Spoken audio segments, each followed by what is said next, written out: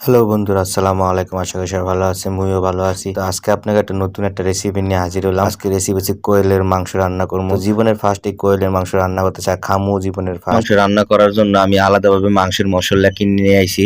এর মধ্যে দিতে হবে পরিমাণ মতো লবণ। তো লবণ স্বাদ মতো দিবেন, আপনাকে প্রয়োজন অনুসারে লবণ দিবেন। তারপর দিতে হইবে যা হচ্ছে হলুদের গুঁড়া পরিমাণ মতো। এরপর দিতে হইবে মরিচের গুঁড়া, আপনি যেরকম ঝাল খান সেই অনুযায়ী মরিচের গুঁড়া দিবেন। তো মরিচের গুঁড়া দেওয়ার পর রসুন বাটা, আদা বাটা সব এক লগে আমি বাইটটা লইছি আগে, এগুলা দিয়ে দিবেন। এরপর আমি দিব পেস্ট কুচি, মানে পেস্টটা ভালো করে কুচি কুচি করে কাইটা নিবেন, তারপর এগুলা দিবেন। তারপর আপনার যা করতে হইবে তা হলো সবগুলি একত্রিত মিক্স করে ভালো করে মাখতে হইবে। মাইখা দেওয়ার পর আপনার কমসে কম 20 থেকে 25 মিনিট এই মাংসটারে সুন্দর করে এক জায়গায় রাখা দিবেন।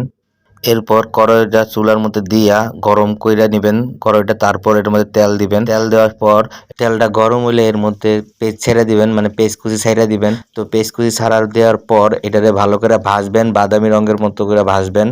আপনার যা করতে হবে ওই মাংসটি দিয়ে দিতে হবে কড়াইয়ের মধ্যে। তো কড়াইয়ের মধ্যে দেওয়ার পর এটা ভালো করে কষাবেন যতক্ষণ পর্যন্ত মাংসের থেকে তেল না ছেড়ে দিব, ততক্ষণ পর্যন্ত কষাতেই থাকবেন। অলরেডি আমার মাংস কষানো হয়ে গেছে, অলরেডি তেলও ছেড়ে দিয়েছে। এর মধ্যে আমি কয়েকটা কাঁচামরিচ ছেড়ে দিব। তো কাঁচামরিচ ছেড়ে দেওয়ার পর এটা আর একটু ভালো করে কষানো এক পর্যায়ে শেষ হয়ে গেলে পরিমাণ মতো পানি দিয়ে দিব। তারপর আমি ঢাকনা দিয়ে ঢাকা দিব 5 থেকে 10 মিনিটের জন্য। অলরেডি আমার মাংস হয়ে গেছে, তো এখন শুধু খাওয়ার পাল্লা। জানি না কিরকম হইব, আর কোনো সময় খাই নেই, ফার্স্ট খাইতে হইবে কোয়েলের মাংস। তো আজকের ভিডিওটা এতটুকুই। সবাই ভালো থাকবেন, আসসালামু আলাইকুম।